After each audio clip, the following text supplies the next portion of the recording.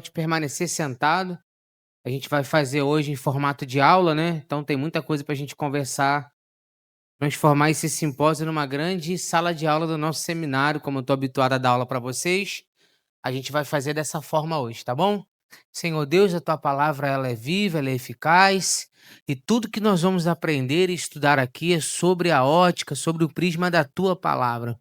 Então tira de nós, ó Deus, toda ignorância. Tira de nós, Senhor, toda paixão política, seja por um lado ou por outro, e que possamos, com o coração aberto, estudar o tema e aprender com este simpósio. Eu peço a tua bênção e a tua sabedoria no nome de Jesus. Amém. Amém? Vamos lá, gente?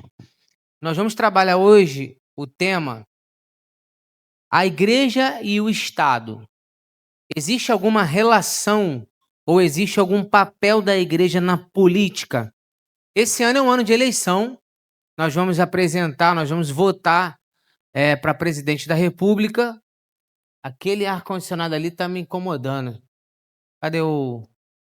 Pior que. Ah, o Diácono Ivo tá ali, ó. Aquele barulho ali, ó. Aquele ventilador ali. Parece uma coisa, a gente mexe, mexe, mexe, mexe. Sempre aparece um troço, cara. Sangue de Jesus tem poder. O demônio que do calor, né? Ele quer trazer o calor para o inferno. É quente, ele quer trazer. Possível isso. Então vamos lá, gente. Independente, já vou avisar. Independente de você ser pendente para a esquerda ou para a direita, a gente tem que ter maturidade para discutir temas. A palavra discutir, as pessoas entendem como brigar, voadora, né? Pancada. Discutir temas é ouvir, aprender, tá certo? Então, porque eu tô falando isso que pode ser que você veio pra cá com a faca no dente e o sangue nos olhos pra fazer perguntas e não sei o quê. Calma. Escuta tudo que a gente vai falar e no momento da pergunta você vai poder falar, tá bom? Aí eu quero fazer uma pergunta retórica, isto é, ninguém vai me responder audivelmente. E aí, pra você, a política, a igreja tem algum papel na política? Ou a política é uma coisa e a igreja é outra coisa? A igreja não tem que falar de política. Como que você pensa?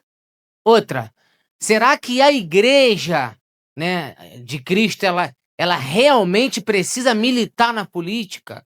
Como a gente vê em alguns casos? Será que é errado? Será que é pecado? Pastor pode ser político?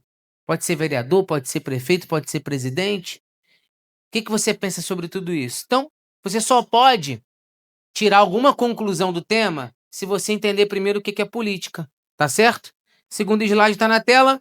A igreja tem algum papel na política? Aí tem um dito popular que diz o seguinte: futebol, religião e política não se discute. Essa frase ela é limitante e gera ignorância. Claro que se discute tudo isso aqui: futebol e religião e política. Antes de falar se a igreja tem algum papel ou não, se faz necessário entender o que é a política, tá? Já estou no outro slide. Se faz necessário entender o que é política. Vamos para as definições primeiro. Eu tô 7h34. O que é política essencialmente, gente? Arte ou ciência de governar o quê? Vocês estão comigo? De governar o quê? Então vamos lá. Não se vive de forma isolada. A vida acontece em sociedade. Então você querer evitar a política é impossível, tá? O que você compra, o que você paga, o salário que você recebe, o posto de saúde, tudo que você está vendo na sociedade envolve política. Você só ficaria livre da política, entre muitas aspas, se você fosse morar no meio de uma floresta, entre muitas aspas, tá? No meio de uma floresta e extraísse da natureza seu alimento, seu sustento e vivesse ali, bebendo água do riacho, comendo fruta, goiaba, manga. Talvez você ficaria isento da política. Por que eu digo talvez? Porque você vai precisar que ainda assim as autoridades te deixem ali na reserva. Então é impossível a gente existir sem política. Então já começo explicando para vocês que ignorar a política, evitar a política, é uma ignorância, porque você está sob política. Você paga imposto. né? O último relatório financeiro do Brasil, que eu estava vendo agora antes de vir para cá, o Brasil acabou de fechar o ano de 2025 com não sei quantos bilhões de dívida. Aí vai aumentar os juros. Quem é que vai pagar essa conta? A gente. Então, não é possível viver sem política. Você tá aí? Então, a sociedade, o governo do bem comum é a política. Então, não tem como viver sem política. Começa por aí. Agora, falando diretamente para quem é crente, tá? Existimos, eu falo isso sempre para a igreja, existimos e nos movemos em 7 esferas. Lê comigo, tá no telão já? Vamos lá, vamos ler as 7 para ficar didático? Do 1 ao diante, vai.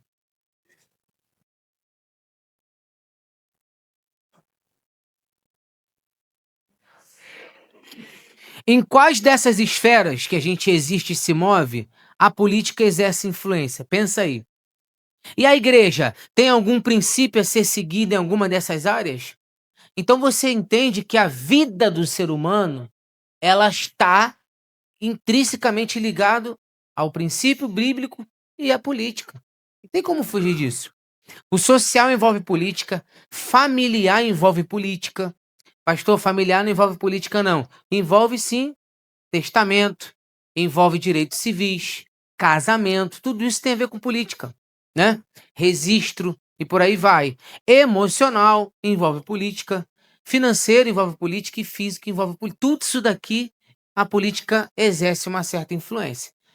Talvez a única área aqui que eu diria que a política não exerce nenhuma influência é espiritual. Por que eu diria isso?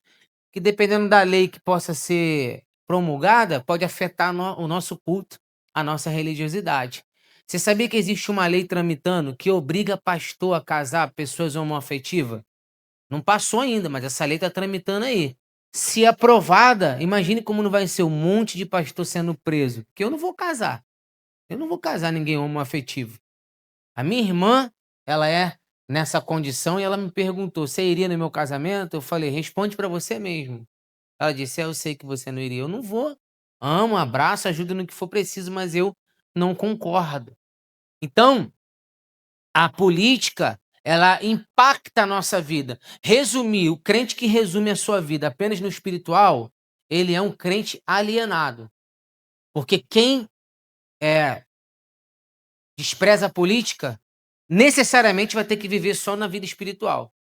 Que não tem como você ser só espiritual. Você existe e se move em 7 dimensões, tá? Então vamos lá, passa de slide, por favor. A política é algo que? Fala aí, gente. Na verdade, não se pode negar que a política existe e gera impacto prático no dia a dia de uma maneira geral aos cidadãos. A igreja está inserida na sociedade. Eu trouxe um versículo para a gente começar a pensar. Eu estou falando primeiro sobre a questão política, tá? Daqui a pouco a gente fala se a igreja tem um papel ou não. O que está escrito em João capítulo 15? Desculpa. João 17, do 15 ao 17. Tá ali no telão ali. Vamos lá, gente? Lê comigo aí, por favor, enquanto eu bebo água.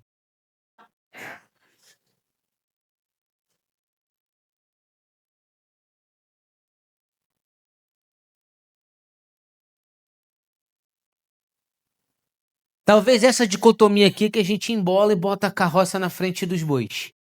Jesus está falando: não peço que os tire do mundo. Que mundo é esse que Jesus está falando? O primeiro mundo ali, qual é? A palavra cosmo aparece 2 vezes ali, com 2 conotações diferentes no grego original. Qual é? O primeiro mundo se refere o quê? Sociedade. Eu não peço que os tire da sociedade, da comunidade. Mas eles não são do mundo. Aí aparece o cosmo de novo no grego com uma outra conotação. Qual é o mundo que Jesus está falando ali? Pecado. O sistema do mundo. Pastor, isso não é uma forçação de texto, não? Não. Porque a Bíblia diz assim, olha, Deus amou o mundo de tal maneira. João 3,16. Que mundo é aquele que Jesus amou? De João 3,16. É a mesma palavra cosmo no grego. Pessoas. Aí lá em João, o apóstolo João vai dizer: não ameis o mundo e nem tudo que no mundo há. Qual é o mundo que João está falando? Sistema de pecado. Qual o nome disso? Na língua portuguesa tem uma explicação. polissemia. Uma única palavra, com a mesma escrita e som, com sentidos diferentes. Na língua portuguesa tem. A palavra manga, por exemplo, pode ser manga de camisa, pode ser manga de fruta, pode ser o verbo mangar. Numa única frase, a palavra manga pode ter 3 significados diferentes. Quem já foi meu aluno vai lembrar, quem não é vai aprender agora. Enquanto eu tomava um suco de manga, sujei a manga da minha camisa e alguém mangava de mim. Olha só o que eu acabei de falar. A palavra manga aparece 3 vezes na mesma sentença com sentidos diferentes.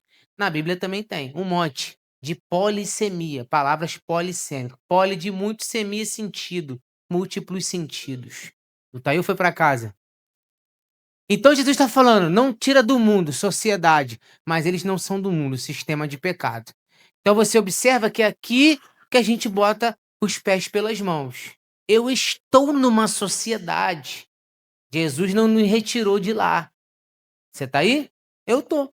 Tô comprando, tô pagando, tô trabalhando, tô gerando imposto, tô pagando imposto.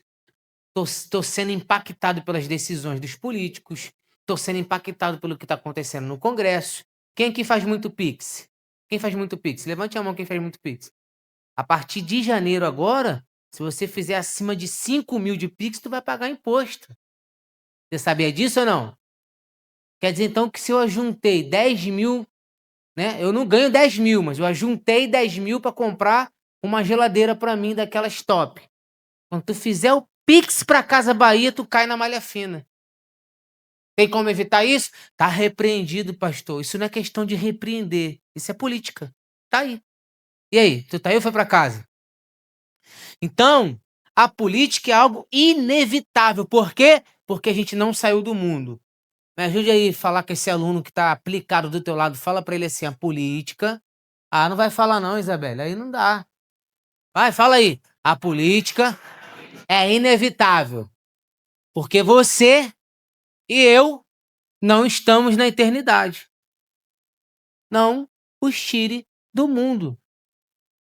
Você sabe que você está no mundo ainda, sabe? Estamos aqui. Então, a política é inevitável porque a gente está aqui. Esse versículo é só para introduzir. Bota a foto do escorpião para mim no telão. É, filho, que é assim. Se eu disser para você assim agora, ó, Tenor, vou usar o Tenor como exemplo. Tenor, estava lá na sua casa ontem, eu não estava na casa dele ontem, a título de exemplo. Eu bem vi um escorpião indo para debaixo do teu sofá. Esta informação não vai deixar com que o Antenor fique na casa dele à revelia. O quê? Ele vai revirar tudo. Porque eu não posso ignorar aquilo que afeta a minha vida substancialmente. Ignorar a política é ignorar algo que afeta a minha vida substancialmente. Eu dando o exemplo do escorpião. Você vai deitar e dormir com o escorpião lá na sua casa? Vai comer, vai fazer tudo normal? Não. Por quê? Porque isso afeta a sua vida. Tem gente que ignora a política ao passo de alguém que ignora um escorpião dentro da sua casa. Não tem como ignorar algo que afeta você. Ontem o Flamengo jogou e perdeu pro Corinthians. Isso afetou a minha vida? Não. Se ganhasse lá em casa, os meus filhos são fanáticos. Eu sou mais ou menos. Não sou fanático, eu nem acompanho nada. Mas o Flamengo perdeu. Não afetou em nada a minha vida. Zero. Eu não posso ignorar a política como eu ignoro um time de futebol. Essa é a ideia da gente desconstruir essa conversa. Tá compreendendo? Olha uma frase de Platão. Bota no telão pra mim a cara do Platão. Olha lá, a cara dele. Vamos ler a frase dele, vai. 1, 2, 3.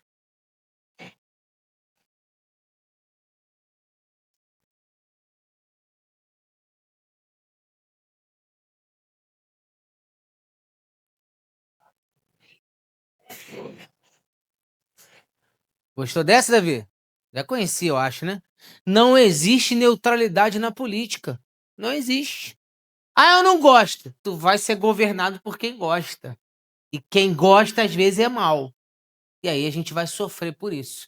Então, não existe neutralidade na política. Gente, eu tô aqui na introdução para que vocês entendam o que é política. Não tem como eu falar qual o papel da igreja na política se você não entende o que é política. A gente está discutindo aqui, obviamente, de forma introdutória. É óbvio. Eu podia entrar aqui no que é a esquerda, no que é a direita, a raiz da esquerda, que é lá na Revolução Francesa, a raiz da direita. Eu podia entrar nesse mérito e a gente ficar discutindo polos. Mas aí não é o que eu pretendo aqui agora. Estão comigo? Vamos lá então. Com base nisso, eu preciso que a gente entenda que estamos no mundo, com isso nós temos dupla cidadania. Bota o próximo telão, lê comigo aí, vai. A cidadania é o quê? A cidadania é o exercício dos poderes políticos. O que é ser cidadão? Tá no telão. Ser cidadão significa ser um membro ativo de uma sociedade, possuindo e exercendo direitos como voto, liberdade, saúde, educação, e cumprindo deveres como respeitar as leis, pagar impostos, fiscalizar governantes, visando o bem comum e a construção de um país melhor, indo além do simples nascimento de um país para uma participação consciente e responsável da vida pública e social. Então, ser um cidadão é exercer poderes políticos. E os poderes políticos são divididos em dois pilares: direitos e deveres. Tem gente que adora cobrar seus direitos, mas você sabia que na nossa Constituição vai dizer que quem não é cumpridor dos seus deveres é um marginal e não tem direitos, ou pelo menos alguns direitos, né? Direito à vida, que aí é outra conversa, não vou entrar nesse mérito aqui, mas alguns direitos você não vai gozar desses direitos se você não cumprir os seus deveres. Quem tá aí? Então, quero te dar uma notícia. Você que achava que era só cidadão do céu. Tô quase nem falando português mais. O negócio agora é só falar em mistério. Compro pão falando em mistério, eu vou no mercado falando em mistério, eu tô quase mudando meu nome para um nome de mistério, porque eu sou cidadão do céu. Você é cidadão do céu, mas você também é cidadão terreno. Como cidadão terreno, você tem direitos e tem deveres. Aí eu fui para casa. Segura esse slide aqui que é pesado agora. O cristão não é um marginal, meu povo. A gente não é um marginal. A palavra de Deus em nenhum momento anulou nossa cidadania. Na verdade, nos deu outra cidadania, a saber, a celestial. O que está escrito em 1 de Pedro 2,17? Está no telão, preparei para vocês. Vai. Tratem a todos, ame os irmãos, temam a Deus. Pô, esse versículo é tremendo. Fala sobre o amor ao próximo, fala sobre o amor a Deus e fala sobre o rei, que na ocasião ali era o governante da época. Esse versículo, Gabriel, ele resume a vida do crente. O crente, ele não é só vertical, meu negócio é Deus. É eu e Deus só. É? E o que está escrito ali? Tratem a todos. Ó, horizontal. Ó, aqui, ó. É só aqui. Saber de ninguém. Não. Ao mesmo tempo que eu temo a Deus, que eu amo a todos, eu honro as autoridades. Cidadania espiritual, cidadania terrena e a espiritualidade como reza a Bíblia. Não é isso? A espiritualidade verdadeira da Bíblia, ela tem que ter um desdobramento para Deus e um desdobramento para o próximo. Não existe isso. Tu tá aí ou foi para casa? Então, o que é ser um marginal? À luz da Constituição. Marginal é aquele que está à margem. O que é estar à margem? O rio são as leis.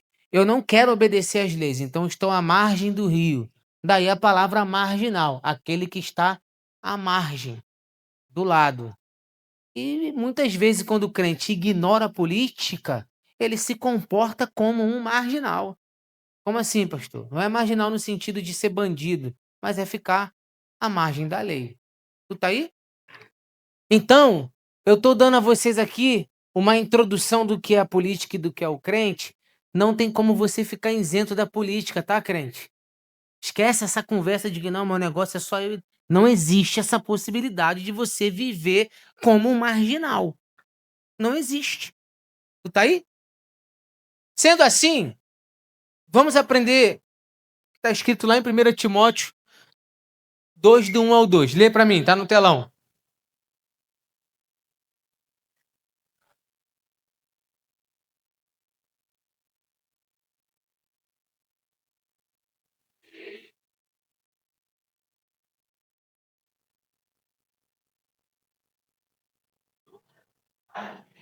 Quem está falando é o apóstolo Paulo.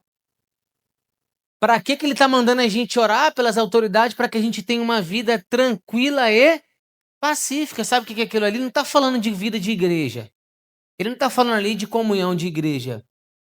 Está falando de vida social, para que tenhamos uma vida pacífica, digna e com tranquilidade. Então, onde eu quero chegar com essa introdução, Daniel e Esther, Deus, através da sua palavra, não nos tornou um povo marginal, acima da lei em que estamos inseridos. Não somos assim. Em que momento que a gente não vai obedecer a lei dos homens? Aí cai na exceção. Uma vez que a lei dos homens confrontar com a lei de Deus, aí a gente tem que obedecer o homem, não a Deus. Aí vem aquela frase do apóstolo Pedro: importa a nós obedecer a Deus do que aos... Uma frase perfeita tirada do contexto para tu virar um bandido na sociedade. Não. Qual era a proibição dos homens de Pedro? Não preguem a Jesus. Aí Pedro falou: aí não tem como. Vocês estão me proibindo de pregar o evangelho. Importa obedecer a Deus do que os homens. Acabou de ser chicoteado, arrebentaram ele, jogaram fora da cidade, ele entra na cidade novamente. Então o contexto é esse. Tá comigo ou foi para casa já? Então, felizmente ou felizmente, dependendo do ponto de vista, a gente tem que se submeter às autoridades, porque é o que a Bíblia nos ensina. Então, para fechar essa introdução, agora a gente vai entrar num outro ponto da nossa aula, para que vocês entendam, a Bíblia não anulou a nossa cidadania. Tá aí? Não anulou. E preste atenção, porque você pode quebrar as regras e até sofrer sanções por isso. Uma outra experiência rapidinho, quando eu fui lá para Bolívia, eu fiquei numa altitude muito grande e lá, quem já foi para altitude vai lembrar disso aqui, dá uma tonteira em você. Eu abaixava a cabeça assim para pegar a neve, eu levantava, minha cabeça ainda estava lá na neve, assim, é um delay absurdo.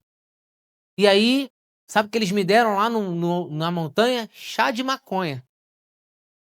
Desculpa, chá de coca. Tomei chá de coca. A mesma folha não se escandaliza, não. Nosso vereador já chegou, o Thiago Custi, que é membro aqui da igreja. Todo o sentido dele estar aqui hoje nessa reunião. E eu tinha que tomar chá de coca. Só que o chá de coca era uma coisa que fazia um efeito absurdo na gente lá, na altitude. Não fiquei drogado, mas aquela tontura passava. E aí, fui na feira chamada em Cochabamba e comprei um saquinho de folha de coca. Lá vende assim, em qualquer lugar. Então, todo lugar que eu ia era muito alto. E eu, pô, não tô acostumado. Toma ali chá de coca ou então um comprimidinho que um missionário que é médico me dava.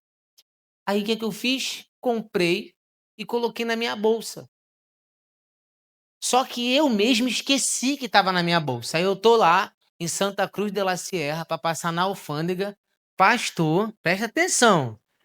Presta atenção no que aconteceu comigo. Pastor, com a bolsa direitinho, trouxe uns presentes para os meus filhos. Aí o cara da alfândega fez assim pra mim, ó, falando, ele fala um portunhol muito rápido, né? Mandando eu entrar numa sala que tinha dado um ruim pra mim. Eu não entendi, entrei na sala e o cara chamou um outro lá que falava mais devagar e me explicou: olha, aqui, agora, nesse aeroporto, se você entrar Bolívia dentro, o que você está carregando na sua mala não te trará problema. Mas se você desembarcar no Brasil com esta sacola, você será conduzido. Então você tem duas escolhas: ou você abandona a sacola com as folhas de coca e segue viagem, ou você fica aqui. Aí eu olhei e falei: não, pode deixar aí. Entrei no Brasil tomei o prejuízo, mas eu não podia entrar. Imagine se eu botasse o peito e dissesse: "Não, meu irmão, não tem nada a ver, eu sou pastor, não sei o quê", o cara da alfândega: "Então vai lá, leva, pô. Leva". Chegar aqui eu estava no Jornal Nacional, pastor bolsonarista, traficante internacional de drogas. Onde você quer chegar com isso tudo que você está falando?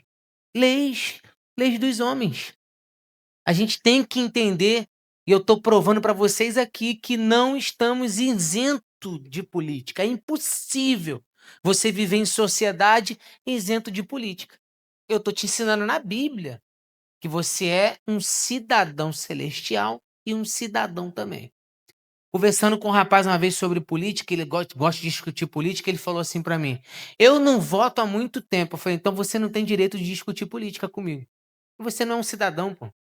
Discutir política é quem exerce cidadania. Se você não exerce, você não pode discutir política". Ele ficou bravo comigo.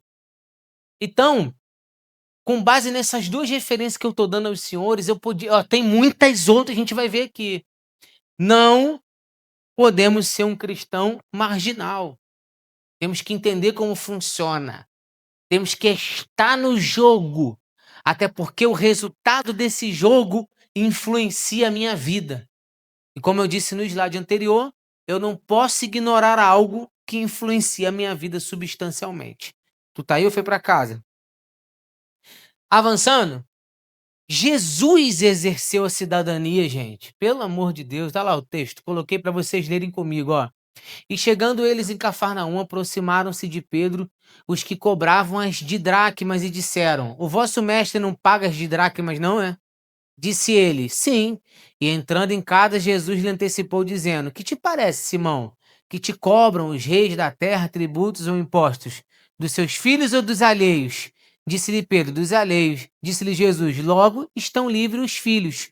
Mas para que não escandalizemos, vai ao mar, lança um anzol, tira o primeiro peixe que subir, abre-lhe a boca, encontrarás a estátua, e toma e paga por você e por mim." Jesus podia falar: "Ei, que mané imposto, rapaz. Meu negócio é o reino dos céus." Mas Jesus foi lá, exercendo a cidadania, pagou o imposto. Ainda pagou o imposto fazendo um milagre. Inclusive é o que a gente faz todo mês, milagre para pagar as nossas dívidas. Milagres. Não sei vocês, mas é milagre, um milagre atrás do outro. Você tá aí ou foi embora? Mas olha só, se Jesus exerceu a cidadania, e aquilo ali não é o único exemplo. Você sabe por que que Jesus começou o seu ministério com 30 anos? Sabe por quê, senhores? Porque 30 anos era a maior idade da época. Por que ele não começou antes? Se com 12 ele já pregava para os doutores. Ele respeitou a lei civil do seu tempo. Tá aí? Diante das autoridades, quando foram prender Jesus, perguntaram: "Quem é Jesus?" Diz o texto bíblico que ele falou: "Eu sou." O que aconteceu com os soldados, que a Bíblia diz? Caíram. E Jesus os levantou. Jesus levantou eles. E Jesus disse a Pedro: "Se eu quiser, eu mando uma milícia diante." Jesus se submete às autoridades no seu julgamento, no seu processo, podendo não se submeter. Isso é um exemplo clássico de que Jesus exerceu a sua cidadania. Aí vem eu e você e queremos nos dizimar disso. Não, não, meu negócio é só Deus. Faço uma cabana no monte e fico lá no monte. Tem um monte de gente assim. O negócio é eu e papai. Não é assim que funciona. Existem regras sociais. Existe uma questão política social. E a gente tem que entender isso. Estão comigo até aqui ou já deu vontade de ir embora? Não sei. A Bíblia, passa o slide, por favor. A Bíblia nos orienta à cidadania, gente. Estou mostrando para vocês aqui várias referências. Vamos ler mais uma aqui. Tito, capítulo 3, do 1 ao 2, na Ark. Vai, lê comigo. 1, 2, 3.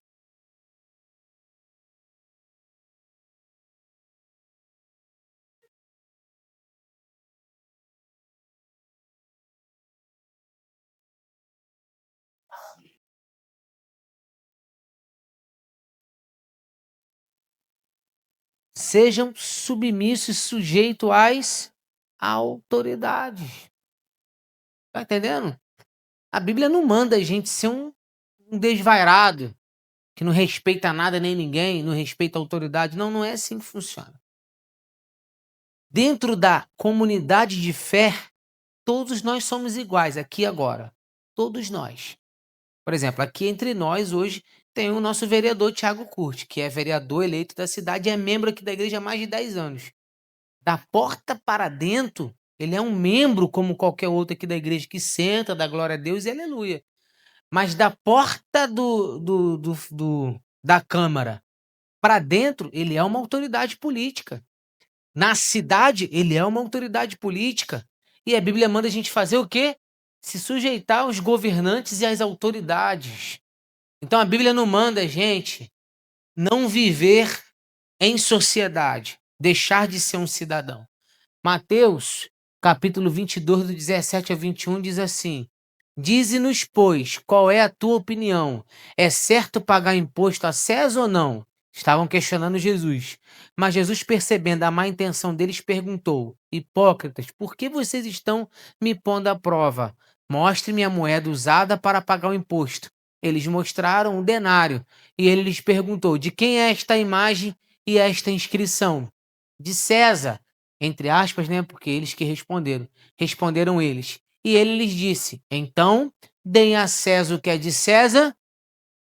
Mais uma vez, Jesus falando do reino de Deus e da cidadania comum. Dê a César o que é de César, o tributo, a honra, e dê a Deus o que é de Deus.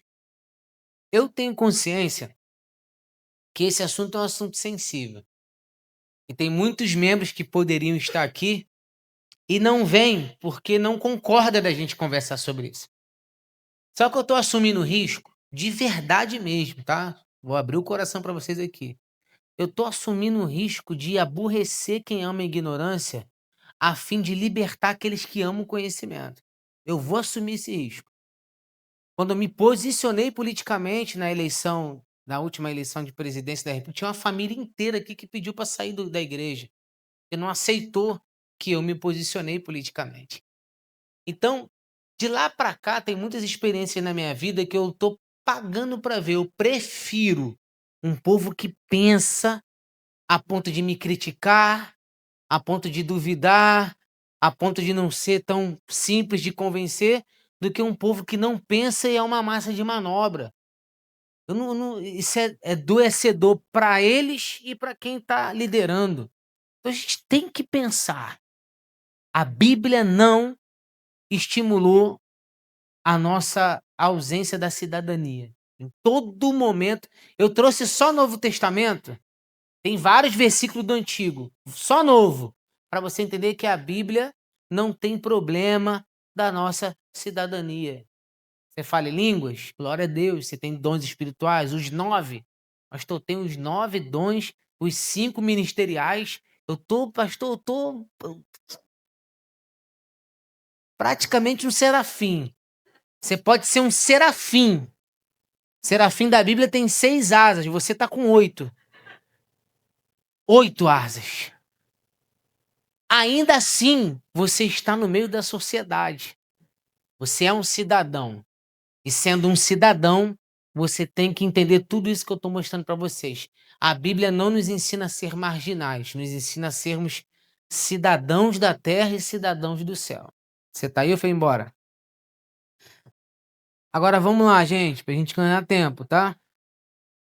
Com base nisso que eu estou acabando de falar, escolher as autoridades é uma iniciativa bíblica. Olha que coisa interessante. Coloca lá no telão. Deuteronômio 1:13, no livro da lei. Escolham homens sábios, criteriosos e experientes de cada um de suas tribos, e eu os colocarei como... Esse versículo é muito interessante. O povo que recebeu Deuteronômio era o povo que estava prestes a entrar na Terra Prometida. Eles ainda estavam perambulando. Tanto que a palavra Deuteronômio, quem já teve aula comigo vai lembrar, é a junção de dois termos, deutero e nômio. Significa deutero, repetição, nômio, lei. Repetição da lei. A carta, ou melhor, o livro de Deuteronômio, ele é a exata repetição principiológica de Êxodo, quando o povo recebe os mandamentos de Deus, civis, espirituais, cerimoniais e sociais. Só que o povo que recebe os mandamentos morre no deserto. Quem vai entrar na Terra Prometida é o povo que nasce no deserto, ou seja, uma outra geração. Segundo Flávio Josefo, na sua obra História dos Hebreus, 2.710.000 judeus saem do Egito, aproximadamente. E aí, esse povo todo, só Josué e Caleb entra. A nova geração que nasce no deserto se faz necessário novamente ela ter a lei. Aí então nasce o livro de Deuteronômio. Quando você fizer o bacharel de teologia mesmo, pelo MEC, igual o pastor Paulo teve a oportunidade de fazer, você vai passar 6 meses estudando só o livro de Deuteronômio. É extraordinário, é a espinha principiológica doutrinária de toda a Bíblia. E aí, quando você tiver aula comigo, eu te explico por quê. Mas aí, veja bem, lá o povo está dizendo, escolham, Deus está falando, escolham um homem sábio, vocês vão entrar agora para viver numa sociedade, vocês precisam de chefe. Provérbios 6 diz que as formigas não precisam de chefe, mas o homem precisa de chefe. E aí, escolha vocês. Quem tá aí? Eu não quero escolher. Sabe quem vai escolher? O cara que odeia seus princípios. Sabe quem vai escolher? Aquele que não gosta de nada do que tu gosta. Se eximir da política é ignorar um escorpião, como eu disse aqui no exemplo. Afeta a sua vida substancialmente. Não pode se eximir de política. Você tem que entender como funciona o jogo para que você consiga exercer a sua cidadania consciente. Tu tá aí para dar um glória e já foi para casa. Vamos lá então? Provérbios 20 e 21, esse versículo é lindo também. Quando os justos florescem, ou seja, são eleitos, o povo se alegra. Quando os ímpios governam o povo... E aí, irmão, estamos sorrindo ou estamos chorando? Como é que tá a nossa vida aí? Então, veja bem, para as pessoas certas florescerem, a gente vai ter que entender que é a gente que faz essa semente florescer, ser semeado ou não. Com base em tudo que eu estou falando com os senhores, vai ter intervalo que hora, Júlia? 8h20? Com base que tudo que eu estou falando com os senhores, a gente precisa entender o seguinte: escolher as autoridades. Daqui a pouco eu vou entrar na história da igreja com a política, tá?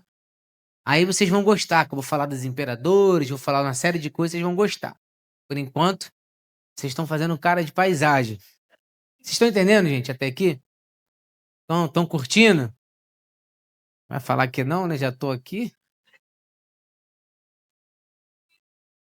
Escolher as autoridades é uma iniciativa bíblica. Deus nos ensina, nos incentiva a escolher. Escolha. Escolha vocês. Agora veja bem, escolher nossas autoridades requer o quê? Coloca no telão isso aí. Primeiro, atenção na chamada agenda política ideológica. Você não vota no candidato, você vota na agenda do candidato. Isso é muito importante você entender. O cara tá rindo pra você, fazendo coração, mandando um beijinho. Mas e a agenda dele? Qual é a agenda política dele? Aí sabe o que a gente faz? Erradamente, e a igreja tá nesse bojo muitas vezes, a gente vende o nosso voto. A gente vende o nosso voto. Aí eu preciso cortar na própria carne. Viu a agenda da pessoa? Confronta a agenda política e ideológica com os nossos princípios cristãos. Nenhuma agenda, tanto de esquerda quanto de direita, nenhuma das duas agendas serão 100% com os nossos princípios. Nenhuma. Pastor, eu sou de direita. Tem coisa que acontece que eu também não concordo, discordo.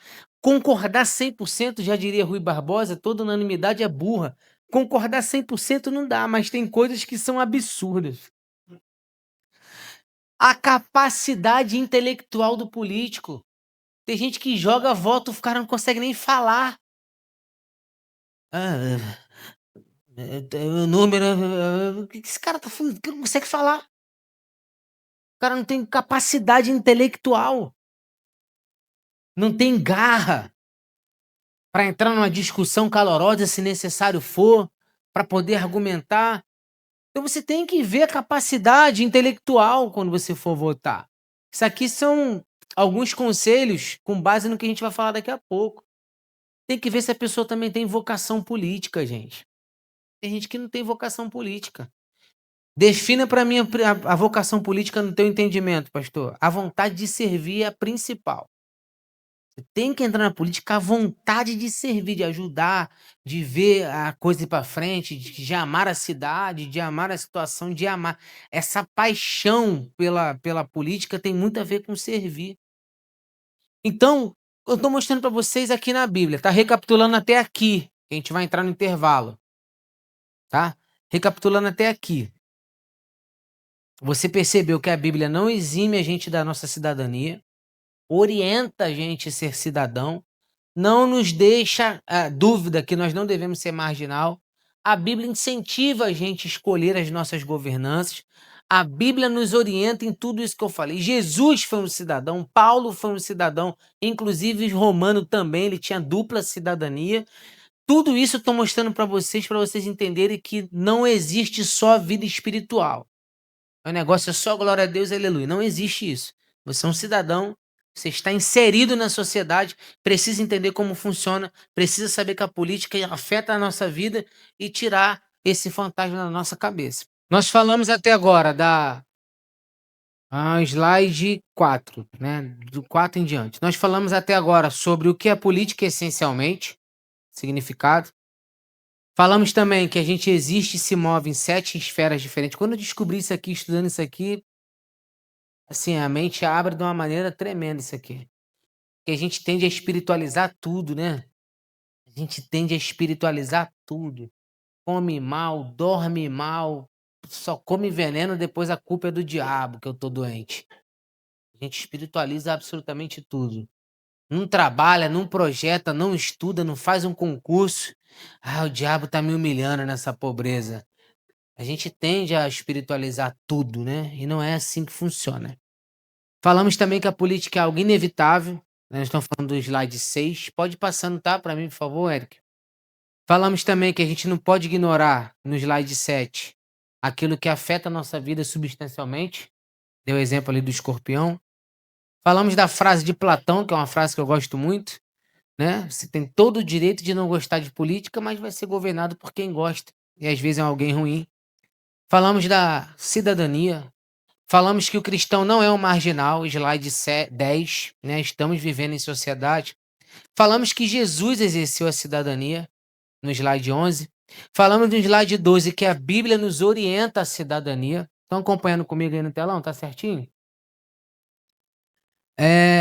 Falamos sobre a questão da Bíblia falar sobre escolher autoridade. E aí a gente parou sobre alguns critérios importantes na hora de escolher as autoridades. E aí eu vou colocar aqui, irmãos, colocar, tá? Isso aqui eu não tenho como fugir disso. Tem muita coisa na agenda ideológica da esquerda, por assim dizer, que tem uma palavra gostosa de ouvir, direitos iguais, todo mundo prosperando e tudo mais. Só que se você escuta apenas um lado da agenda ideológica da esquerda, você vai pensar assim, pô, eles estão buscando, né, igualdade, estão buscando uma série de coisas. Mas como eu disse, a agenda ideológica ela é um todo. Ela não é só uma parte. Ela é um todo. Então, os governos populistas que trabalham essas questões muito populistas, eles usam a filosofia populista e esconde uma agenda ideológica que está no bojo ali. Vou te dar um exemplo. Eu coloquei aqui alguns pontos da agenda que a esquerda propõe e você vai pensar se isso tem alguma consonância com aquilo que a gente crê na Bíblia. Primeiro, diversidade de gênero. Isso aqui está dentro da agenda ideológica da esquerda. A diversidade de gênero nada mais é do que uma desconstrução da heteronormatividade. Na prática, é isso que funciona. Se a pessoa quer ser homossexual, homoafetiva, transgênero, não binária, tem uma são muitas coisas. Não tem problema nenhum, no meu entendimento, que ela seja o que ela quer ser. Tem problema. Ah, eu gosto de me identificar como um gênero fluido.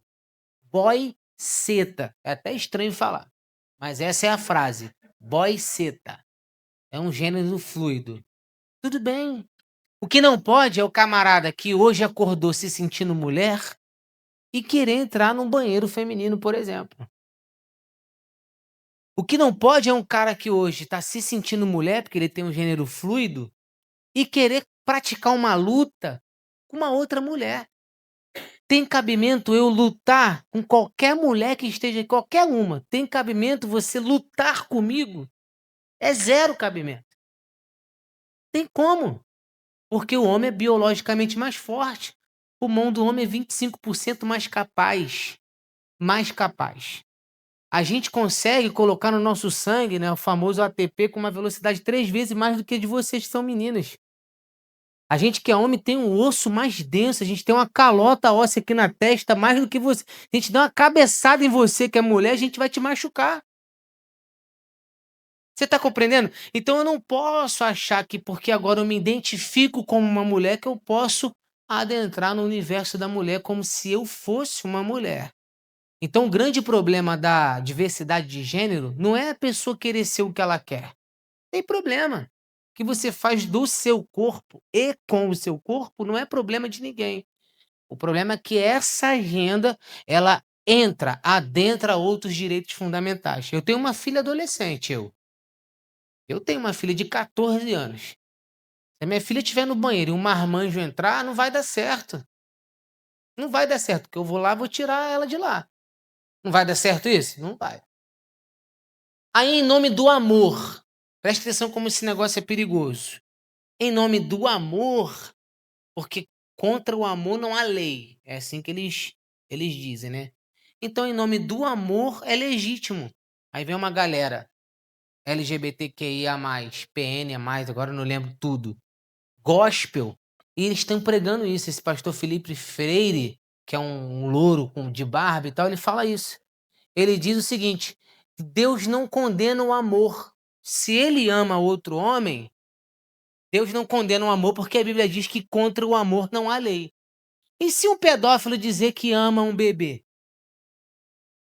Tá vendo como é que o negócio lá é um leque que. Ah, mas o amor não tem lei. E se eu disser que eu amo meu cachorro?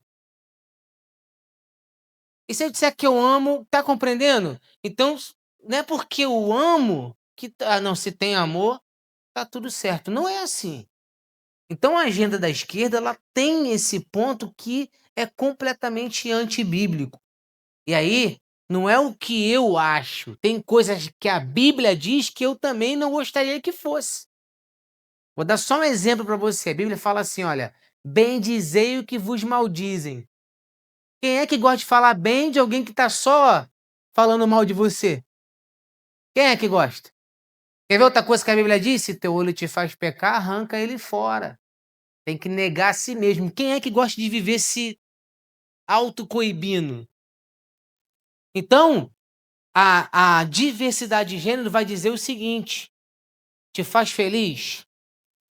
É o que você quer? Te faz bem? Vai fundo, filho. E o cristianismo prega a abnegação e não a questão de você fazer o que tu quer.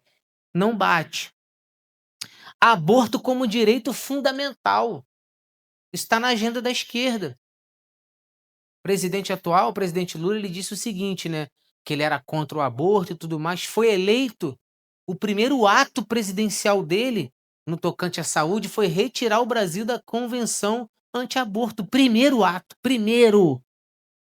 Porque, segundo ele, o aborto, segundo essa visão da esquerda, o aborto é um direito fundamental da mulher. Ou seja, ela vai lá, pratica sexo sem nenhum tipo de prevenção, engravida e vai lá e tira a vida da criança. Só que se isso fizesse apenas mal para a criança, no sentido de um homicídio, já seria algo grave como é. Mas sucessivos abortos geram problemas, inclusive para a mulher que está abortando.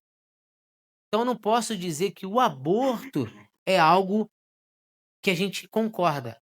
Pastor, mas o aborto ele tem um leque, tem uma série de o direito à vida. Quando você estuda aqui no seminário, você vai ter uma matéria chamada ética cristã.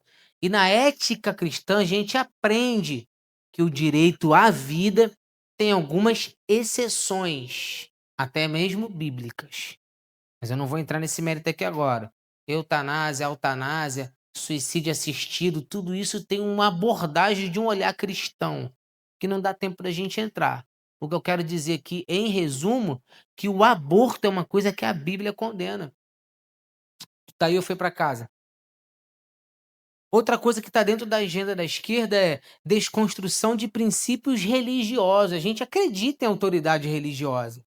Eu acredito em Deus, eu acredito que isso aqui é pecado, eu acredito uma série de coisas, mas a ideologia da agenda da esquerda vem tirando isso, porque Marx está lá na raiz.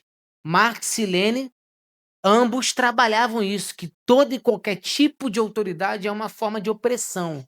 Quem conhece o marxismo de verdade e o socialismo, cada um tem uma variância, mas estou falando da variante, estou falando no sentido principiológico, vai lembrar disso aqui. Toda e qualquer autoridade é uma espécie de repressão. Marx chegava a dizer que uma família, pai e mãe, é o primeiro reduto de opressão.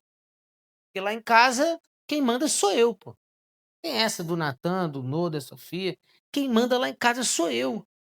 E na visão de Marx, isso é uma questão de quê? Opressão. Eu te pergunto, se eu deixar o Noah fazer o que ele quer com 5 anos de idade, ele sabe o que é melhor para ele? Sabe? Meu filho tá aqui, tem 17 anos, vai fazer 18 anos esse ano. Eu morro por ele, morro. Digo para ele todos os dias, eu te amo, morro por ele. Ontem minha mãe antes de dormir deu um beijo na mão dele. Falei, eu te amo. Chamei ele só para fazer isso. Te amo. Mas ele não sabe o que é melhor para ele ainda. Ele não tem a maturidade que eu tenho. Então cabe a mim o quê? Colocar as diretrizes. Segundo Marx, o que é isso? E segundo Marx, não vai comer aqui dentro não, hein? Não pode comer na igreja não. Ah, eu acabei de dar um exemplo, já tô. Não pode. Então vamos lá. Segundo Marx, o reduto da família é um reduto de opressão. Só que o limite, ele não é uma opressão, ele é uma preservação da vida. Deus nos impôs limites para nos preservar. Deus nos impôs limites para poder nos guardar. Quem tá aí? O Marx não entende assim. Então, essa desconstrução de princípios religiosos está dentro da agenda. Diversidade de núcleos familiares. A Bíblia ela nos orienta que o casamento é monogâmico, heteronormativo, homem, mulher e sua prole. Esse é o casamento à luz da Bíblia. E eles trabalham a questão da desconstrução desses núcleos familiares. Agora, para mim, o que mais pesa nisso tudo que eu falei aqui, socialmente falando, é o Estado grande e centralizador. Isso aqui é a visão da esquerda. Quanto maior o Estado, quanto mais o Estado se meter na tua vida, o presidente Lula chegou a falar numa entrevista assim: o Estado sabe o que é melhor para você. Eu sei o que é melhor para mim. Você sabe o que é melhor para você. Ou não? Então, essa visão populista de colocar a gente numa redoma, onde a gente fica de auxílio, de benefício, e dependendo desse Estado o tempo inteiro, é uma visão social política da esquerda. Então, essa agenda toda aqui que eu estou dizendo, as 4 primeiras partes da agenda tem muito mais do que isso, tá? As 4 primeiras partes são completamente antibíblicas e a última parte, que é o Estado grande centralizador, é uma coisa que quebra a engrenagem social de prosperar, de avançar, de crescer na vida. Você tá aí ou foi para casa? É muito grande o Estado brasileiro. Eu emprego muitas pessoas. Um funcionário que eu tenho que contratar, o que eu gasto de tributo, de imposto, por causa de. Eu tenho até aqui o tesoureiro, ele sabe o que eu gasto para contratar uma pessoa. Só para você ter uma ideia assim por base, a pessoa que ganha R$ 1.500 de salário, para a mão dela, vai bem menos que isso, que tem desconto disso, aquilo, outro.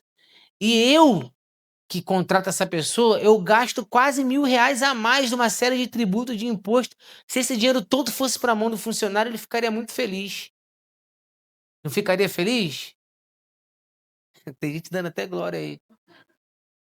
Então, o Estado grande, inchado, é uma coisa da visão da esquerda. Aí eu te pergunto, é possível haver consonância entre princípios bíblicos e essa agenda ideológica? Não, não tem consonância. Então, eu vou afirmar uma coisa aqui sem medo de errar. Sem medo de errar, sem ofender, sem querer matar, que pintam a imagem de alguém de direita como alguém agressivo, sangue nos olhos, que não é o meu caso. É impossível você ser cristão bíblico e apoiar uma agenda de esquerda no Brasil. Impossível. Não tem como. Ou você não sabe o que é a agenda da esquerda, ou você não conhece o cristianismo. Não tem como. Eu estou dizendo para você e desafio qualquer pessoa, qualquer um, a sentar comigo no gabinete. Eu fico horas e mostro para você que é impossível. Não há consonância entre o cristianismo e a agenda da esquerda. Não há. Se fosse coisas pontuais, tudo bem. Mas é uma coisa muito diametralmente opostos, sabe? Não tem como. E aí eu tô até agora aqui explicando a vocês que a gente está inserido no mundo, que a gente é cidadão e a gente precisa se atentar para isso aqui. Não tem como. Tem muita coisa do lado da direita que eu não concordo. Tem várias coisas que eu não concordo. Mas entre um e outro, não tem como. É impossível. E detalhe, tá? Não sou doente, não tenho paixão política por ninguém. Só voto no fulano, só voto. Eu não tenho isso comigo, não. Votei no Bolsonaro, mas quando ele. Tem várias coisas que aconteceu que eu não concordo. Uma delas, só a título de exemplo, é a indicação do Nunes Marques. Eu não concordei. Então, assim, você ter um lado ou ter um outro, você tem que ter essa consciência, o seu parâmetro tem que ser a Bíblia. Pô, isso aqui não combina. É assim que a gente tem que funcionar no sentido de cristianismo. Do contrário, a gente não é cristão. Ser cristão é dar glória a Deus, aleluia, não. Ser cristão é colocar nossa vida nos princípios da Bíblia. Muitos eu gosto muito, acho correto, outros eu faço mesmo sem gostar, mas é o que eu creio, é aquilo que mudou a minha vida, é o que eu tenho relacionamento com Deus. Sendo assim, eu quero dizer para você, sem medo de errar, depois dessa introdução, desse clima tenso que ficou agora, que é normal, não tenho medo disso. Pelo contrário, eu gosto de criar essas tensões para a gente pensar. Até para você que é membro daqui, não se iludir. Porque você está aqui, acha que eu sou uma coisa, aí chega um período de política, não, o pastor Paulo é neutro, o negócio dele é pular no poder. Eu vou lá e falo, ó, esse presidente eu não concordo, por isso, por isso. Aí vai se frustrar comigo. Eu gosto muito do que eu vou falar aqui agora. A sinceridade é bom, porque você não vai se frustrar. Eu tô ensinando a vocês, a visão é essa, eu creio nisso aqui, é assim que funciona. Ah, eu não concordo com isso.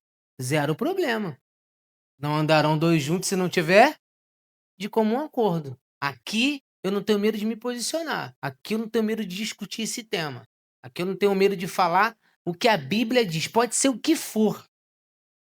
Preste atenção no que eu vou dizer. A gente tem que entender que a agenda ideológica, seja de quem for, de direita, de esquerda, não importa. Tem que combinar com os princípios que eu creio da Bíblia. Se não combina, eu tenho que escolher um lado. Ou eu sou cristão porque creio nos princípios, ou eu não sou cristão, sou um simpatizante do evangelho e faço do cristianismo um verdadeiro restaurante de self-service. Isso aqui presta para mim, isso aqui não presta, isso aqui presta para mim, isso aqui. Há quem possa dizer assim, mas você não tem lugar de fala. Igual já falaram pra mim. Você não tem lugar de fala para falar um monte de coisa. Meu filho tá aqui, é preto. Chama ele de negão desde criança. Bora, meu negão. Ele tá aqui, eu digo para ele desde criança que a cor da sua pele, ele tá aqui, não seja uma desculpa. Você Vai lá, existe, ele já sofreu, existe, não adianta falar que não existe porque existe, mas eu não quero você se vitimando, até porque, eu vou nem falar o que eu falo pra ele, até porque, meu irmão, você tá na onda do momento. Vamos estudar, vamos crescer, vamos arrebentar e vença pela tua competência. Aí é eu e ele. Desde criancinha a gente conversa sobre isso. E não aceito vitimismo. E uma característica que me intriga e me deixa doido é você se tornar vítima de tudo. Deus nos deu capacidade e inteligência para a gente vencer qualquer obstáculo, seja natural, seja espiritual, não importa. Deus nos capacita para vencer todo e qualquer obstáculo. Eu creio nisso e profetizo isso na sua vida também. Ah, fulano não gostou, ciclano não gostou. A bênção de Deus não é para agradar um ou outro. A bênção de Deus, quando vem na nossa vida, ela vem e acabou. Você tá aí ou foi embora? Voltando aqui, para a gente poder avançar. Então, preste bem atenção na agenda para que você entenda o que combina com seus princípios e o que não combina com seus princípios. Aí tu toma a tua decisão. Quero ser crente, cristão. A Bíblia é isso aqui. Pô, isso aqui, então, prefiro ser liberal. Aí tu tem que escolher o lado. E fora isso, não tem como fugir. Você tá aí ou foi para casa? Voltando a falar aqui, agora sim, respondendo a pergunta objetivamente, agora que as cadeiras vão voar, viu, ô pessoal? Fica ligado aí. A igreja tem algum papel na política? A igreja desempenha um papel fundamental na sociedade, devendo ser uma força influente. Em Mateus 5 está escrito o quê? Que nós somos o sal da terra e a luz do mundo. Em Mateus 5, no Sermão do Monte, Jesus dá uma aula de cidadania. Não se pode acender uma lâmpada e colocar embaixo da mesa, e não se pode pegar um sal insípido que não consegue salgar. Esse negócio de agora eu vou pegar pesado. Esse negócio de resumir a igreja dentro de um culto é uma idiotice.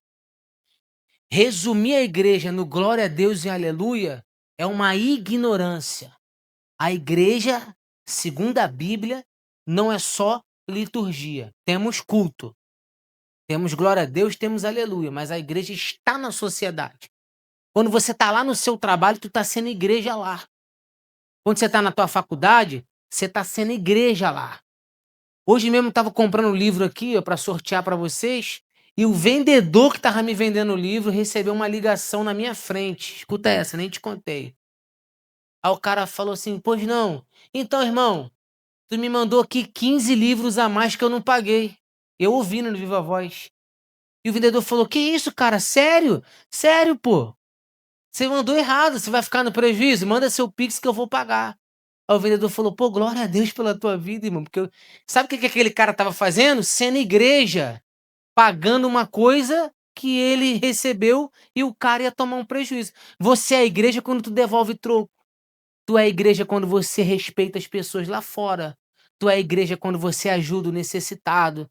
Tu é a igreja quando você ajuda quem está precisando, quando você é justo, quando você paga teu imposto, quando você respeita. Igreja não é glória a Deus, porque senão a gente fica aqui levantando a mão, glória a Deus, aleluia, e lá fora é 7-1. Fica levantando a mão, dando glória a Deus, aleluia, lá fora é agressor de mulher. Fica levantando, dando glória a Deus, aleluia, lá fora é abusador. A igreja não se resume num culto. A gente vem para cá para aprender, a gente salga lá fora. A gente é luz lá fora. Eu tô dando essa introdução para você entender que a igreja ela precisa parar de resumir a sua vida no culto. Acabou o culto, acabou a igreja. Não é assim. Igreja não é só culto. A igreja ela está na sociedade, influenciando a sociedade constantemente em todos os lugares. Quem está aí para dar um glória? Passando aí, para a gente avançar, a igreja sempre influenciou a política de maneira geral, sempre. O Estado e a igreja travaram alguns capítulos históricos. Nos primeiros séculos, o Estado perseguiu a igreja com os imperadores. Os imperadores romanos, como Nero, Diocleciano, Décio, Valeriano, eu vou falar sobre eles daqui a pouco, foram principais responsáveis por perseguições sangrentas contra os cristãos nos primeiros séculos, motivados por instabilidade política, desastres naturais ou para forçar a adoração do imperador.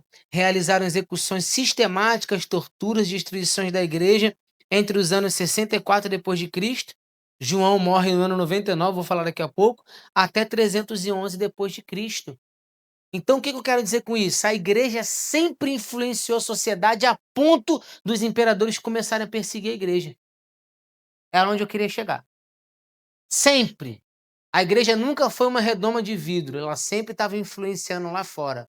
Por isso que ela foi perseguida. Tu tá aí? Ah, mas eu não concordo com isso, eu não concordo com aquilo. A igreja influencia a sociedade. Não tem para onde correr. Onde tem um crente, ele está influenciando de uma certa forma. Diz a Bíblia, né? Pregue a tempo e fora de tempo. Se necessário, use o quê? As palavras. O que isso significa? A gente prega com a vida. A gente está andando aí e está pregando. Então a igreja ela sempre influenciou a política.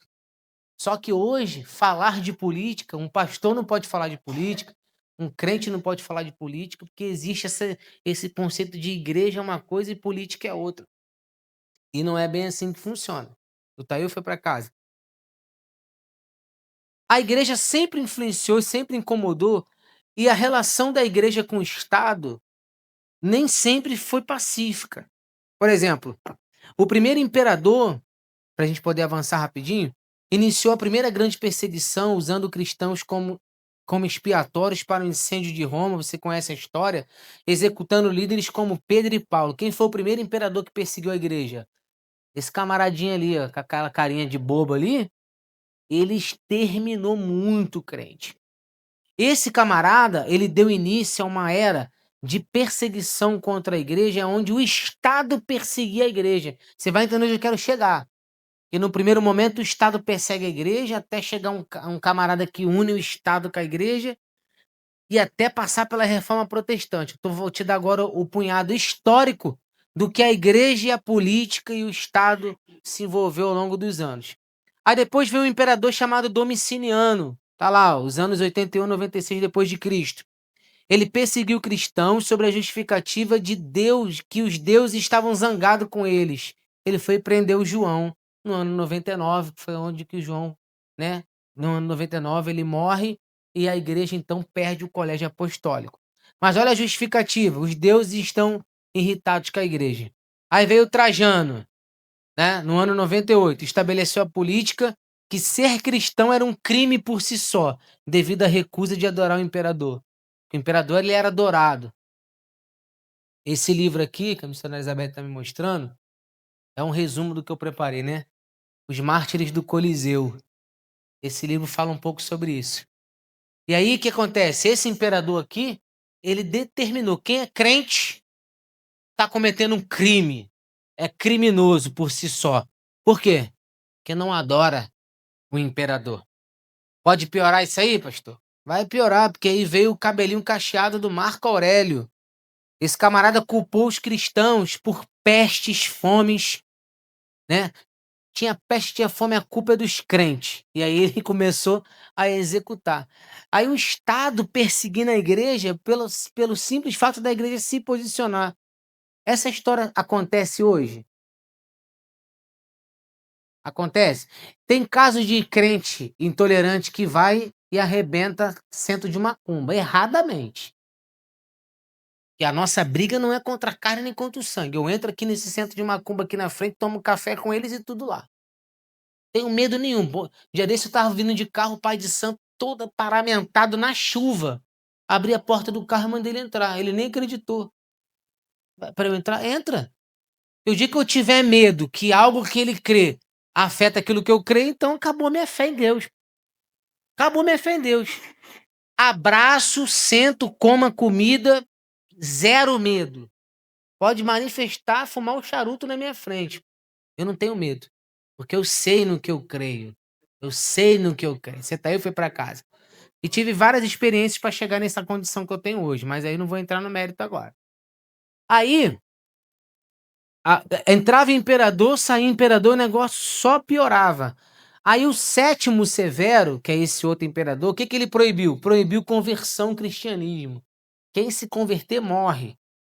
Aí o Décio, que entrou em ação, ordenou uma perseguição oficial generalizada em todo o império para eliminar os cristãos.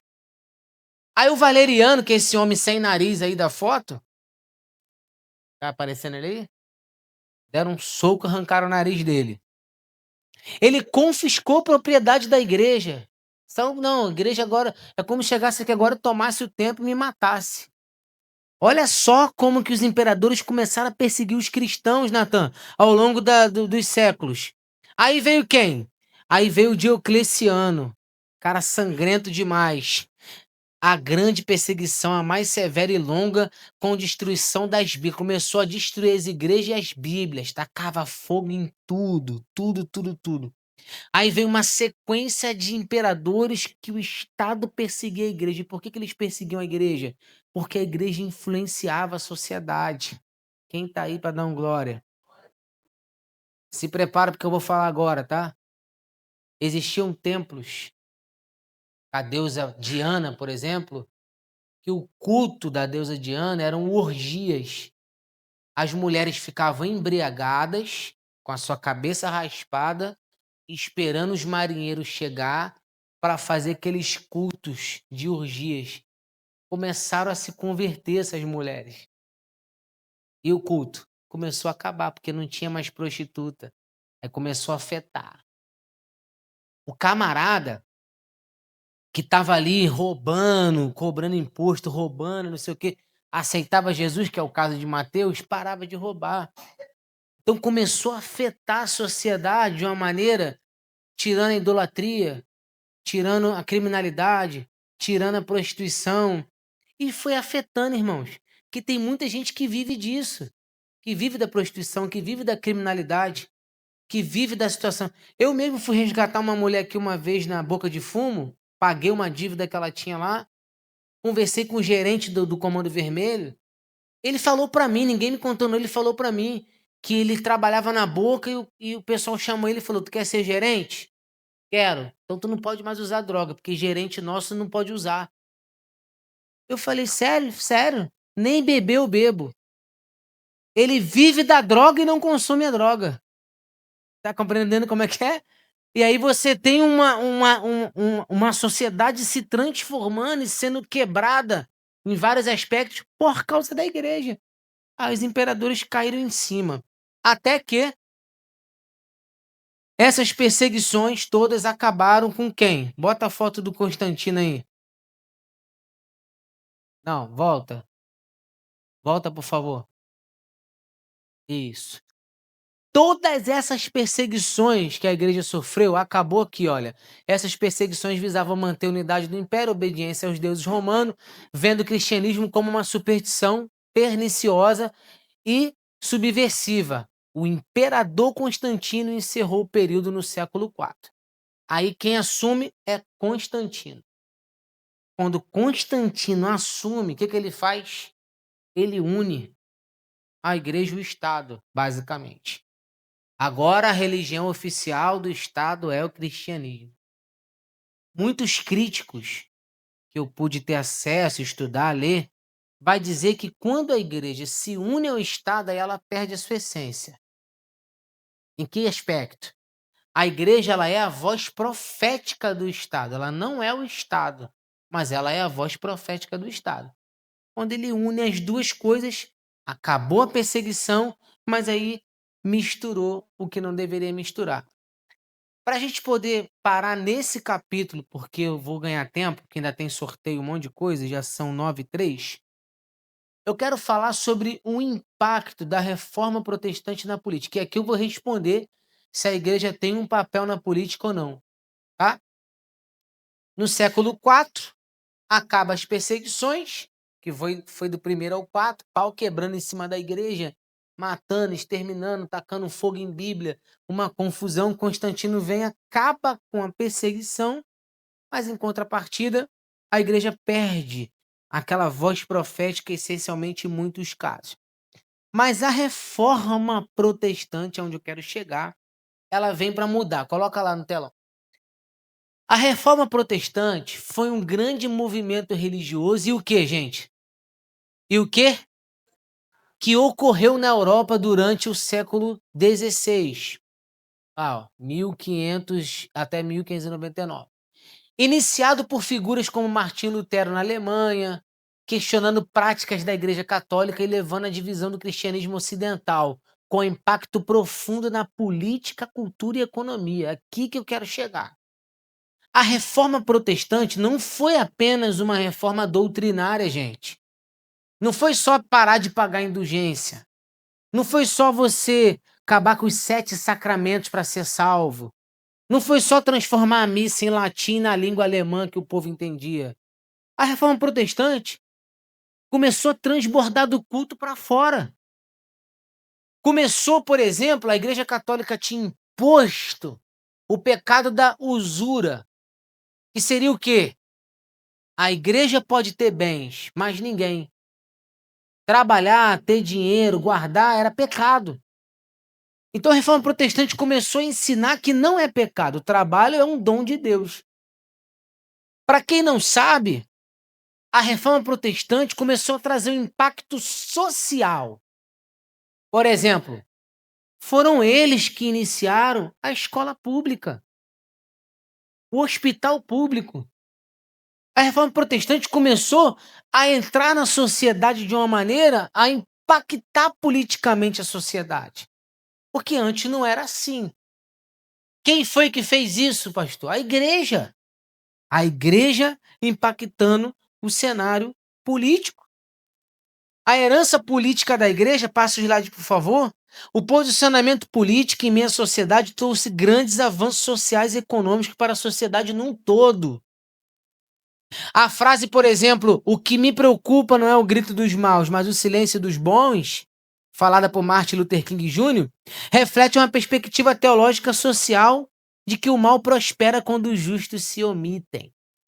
É o que Martin Luther King Jr. falou, se não tiver alguém lá para fazer o certo, vai ter alguém para fazer o errado. O silêncio dos bons é o que preocupava ele, e não o barulho dos maus. Então Martin Luther King Jr., ele começa a se levantar politicamente, socialmente, para poder buscar direitos iguais, porque na época existia aquela segregação entre pessoas brancas e pessoas pretas, na época dele. Para você ter uma ideia, quem conhece a história vai lembrar, tá uma pessoa preta sentada no ônibus. Chegava uma pessoa branca, ele tinha que levantar a pessoa branca sentar. Essa era a época do Martin Luther King Jr. Sabe o que ele fez, gente? O famoso boicote dos ônibus. Você conhece a história. Então a gente também não vai pegar ônibus. Isso foi o quê? Falando em mistério, falando em línguas, não. Foi uma atitude social de um pastor que começou a quebrar esse paradigma, essa segregação. Sabe o que eu quero dizer com isso? A igreja estava lá na figura do Martin Luther King Jr. buscando a justiça. O Tail foi para casa. Passa o próximo slide. Olha o bigodinho dele, que era característico daquela época. Martin Luther King Jr. foi um pastor ativista norte-americano, crucial na luta contra o racismo e a segregação racial nos Estados Unidos, por meio da desobediência civil não violenta, que foi a estratégia que ele adotou na época. E aí ele fez aquele boicote e começou a acabar com aquela segregação. Pastor, a igreja influenciando no cenário político novamente. Tá aí? Coloca no telão aí a herança social da reforma protestante. Tô caminhando pro final, tá? A gente vai abrir aí uns 15 minutinhos, 20 de pergunta que o pau vai quebrar, que é normal. E aí depois a gente faz o sorteio. A herança da reforma protestante está no telão. Olha lá. Iniciada no século XVI, teve profundas consequências que ultrapassaram o âmbito religioso, moldando aspectos fundamentais da sociedade ocidental moderna. A herança social da reforma protestante inclui incentivo à alfabetização, valorização do trabalho, promoção de novas estruturas familiares, fomento a ideias democráticas, educação pública, hospital público, universidade, etc. Tudo isso fruto da reforma protestante. Agora eu vou responder, deixei para responder no final. A igreja tem algum papel na política? Essa é a pergunta. Tem? A igreja não tem apenas um papel espiritual, bota esse slide, por favor, mas também tem um papel social. Isso é muito importante. Não somos apenas cidadãos dos céus. Também temos cidadania terrena e devemos exercer com influência dos princípios que nos regem. A igreja tem papel político sim, gente. Por quê? Porque a política tem a ver com a sociedade, a igreja está inserida na sociedade. Não só em aspectos sociais. Não só em aspectos sociais. A gente, por exemplo, aqui tem aspectos sociais? Vários. Vou dar só um exemplo. Aqui, a nossa igreja, só um exemplo. Segunda, quarta e sexta, lá no Espaço 100, a igreja paga um profissional de educação física para poder dar funcional para mais de 40 idosas. Quanto que as idosas pagam? Nada. A igreja banca esse projeto, desde o início. Segunda-feira vai no Espaço 100 para tu ver elas descendo até o chão. E a gente com 30 e poucos anos com a coluna travada. Só que é muito mais do que isso. Não é só esse o aspecto social no sentido de fazer obra social. A igreja influencia politicamente e tem um papel político porque a igreja existe por causa de gente. A política existe por causa de gente. E são as pessoas. Não. São as pessoas que compõem a sociedade em que a igreja tem o seu papel profético. Pastor, mas e se a política estiver corrompida?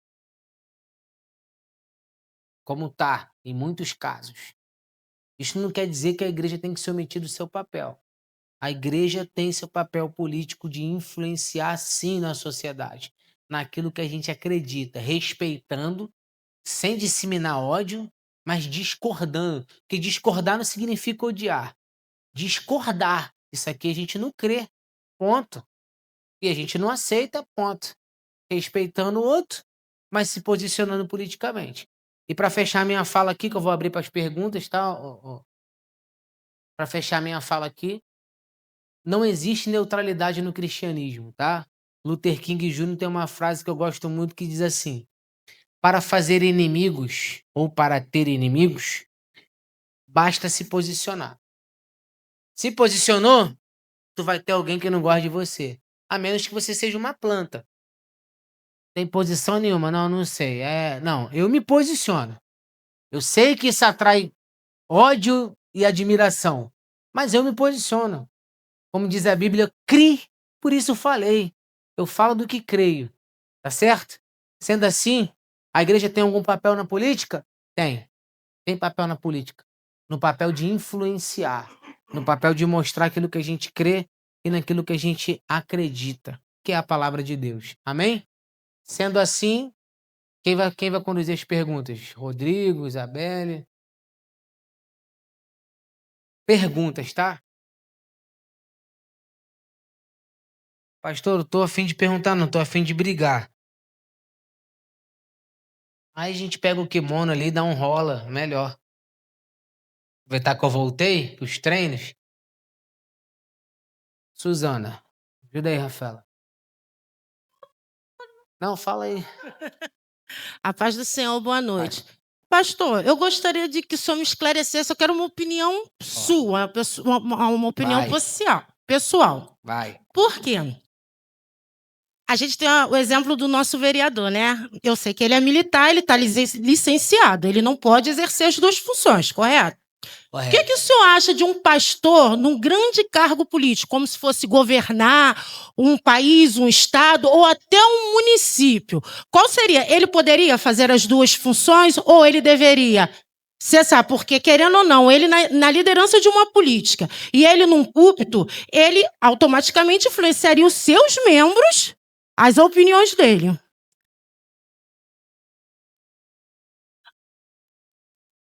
Se um pastor, é minha opinião pessoal, você tá pedindo, né? Se um pastor, ele vai entrar na política, eu acho que ele deveria se licenciar do ministério. porque as duas coisas é um pouco difícil conflitar. Primeiro, quando acaba o culto, vem aquela fila de gente para falar com o pastor questões espirituais. Essa fila é ser espiritual, social, político. Eu acho que quem faz tudo não faz nada. A vocação ministerial é uma coisa, a política é outra.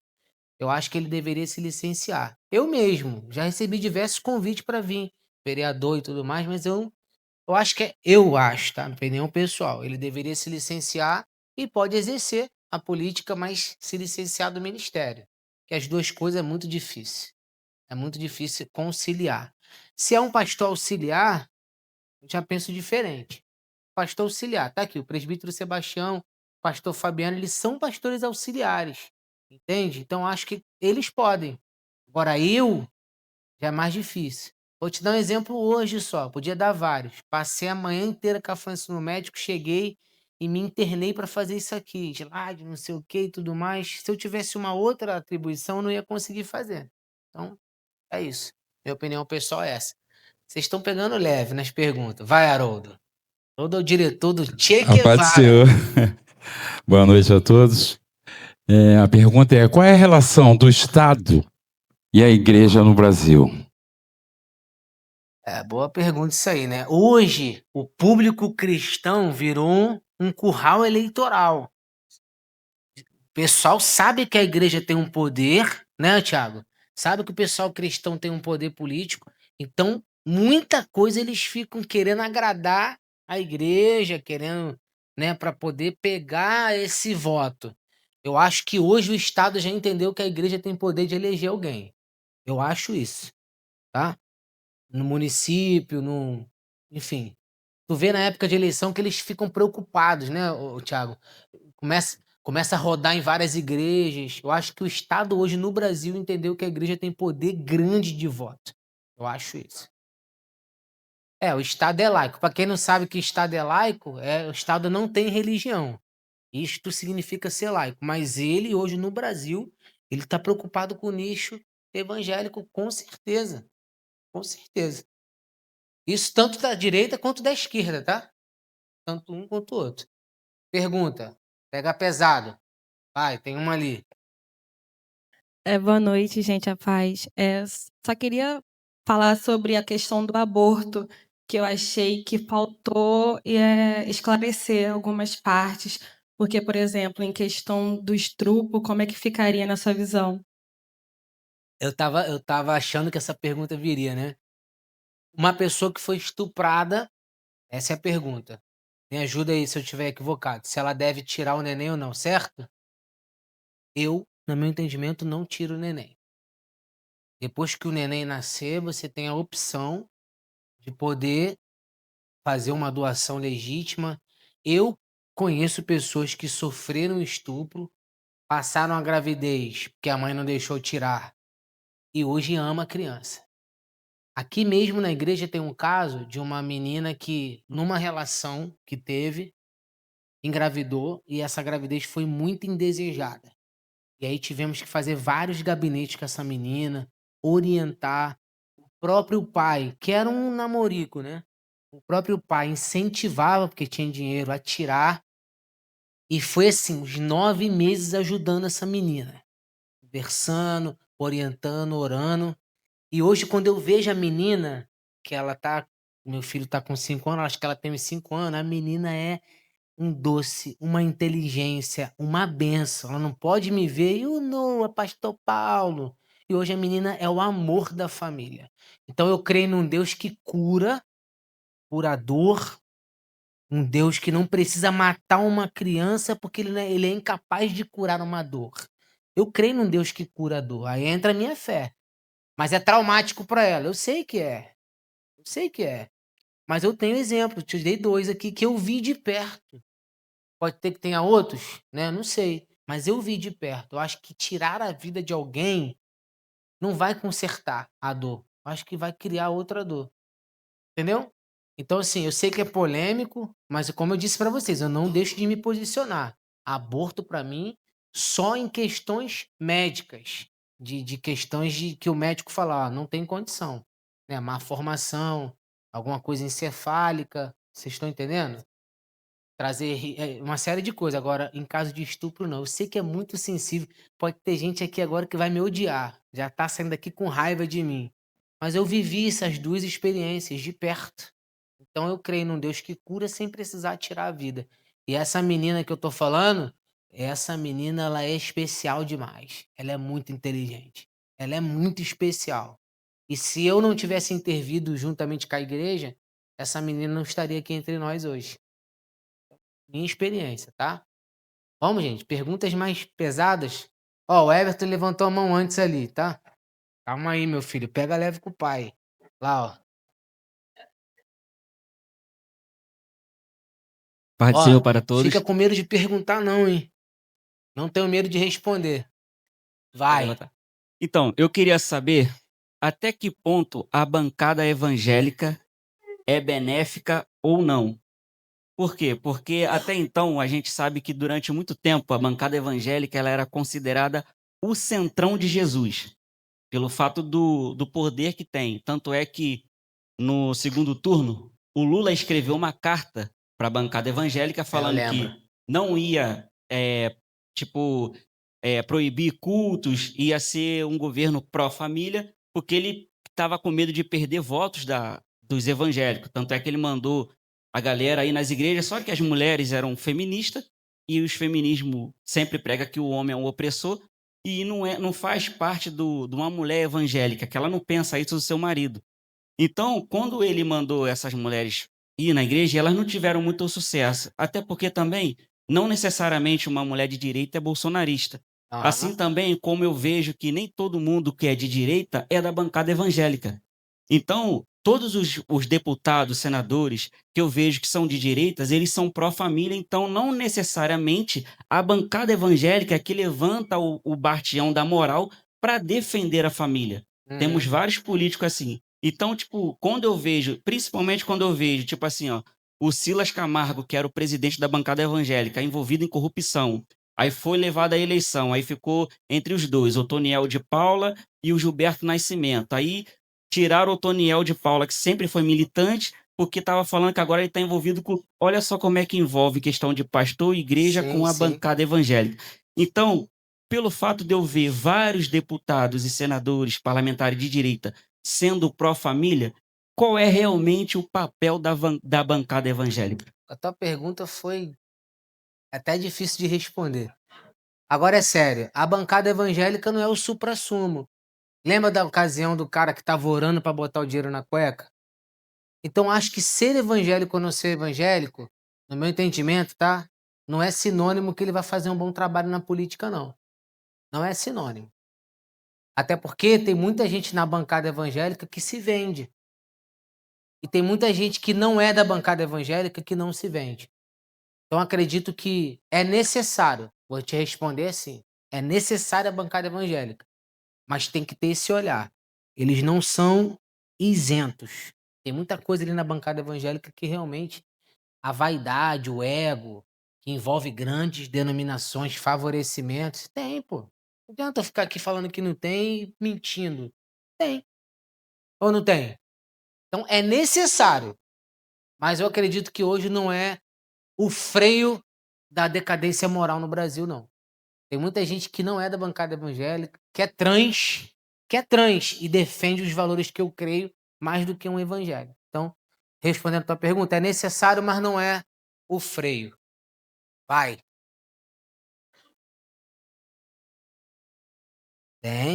Tem mais um tempinho ainda. O sorteio vai ser rápido, né, Isa?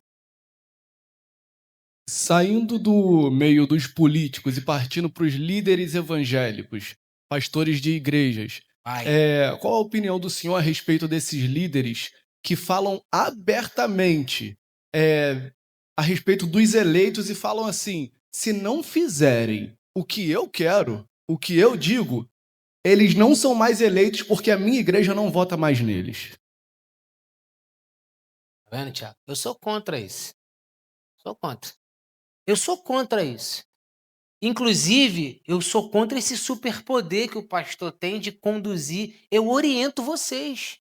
Nem aqui na igreja teve voto de... Aqui dentro da igreja tinha gente que é do ministério que votou em outro vereador. Tá aqui entre a gente. E não tratei ele diferente por isso, creio que o Thiago também não. Tá todo mundo aí. Então eu acho errado isso, muito errado. Eu não faria isso, me sinto mal com isso. E é um certo poder, sabe? Não é legal isso, não.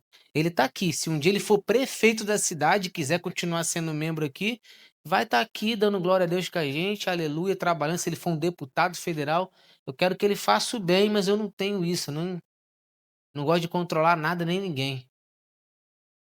É cansativo controlar, é adoecedor. Quem mais?